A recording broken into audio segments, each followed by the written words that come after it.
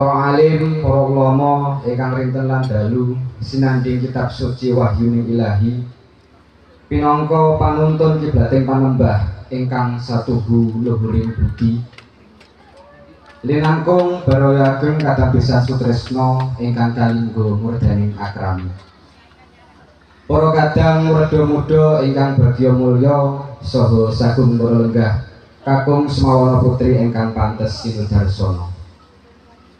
Keparenga kula gempil kamardikan panjenengan sami ingkang katemben eca sekeca imbal wacana awit awrat mundi dawuh saking panjenenganipun Ibu Marjinen Seklowangsa kingen ngaturaken mudaring gonta babaring sedya raos suka ebaing manah bingah saha lekas wekasing sedya wigatos ing gati ing kalenggahan punika.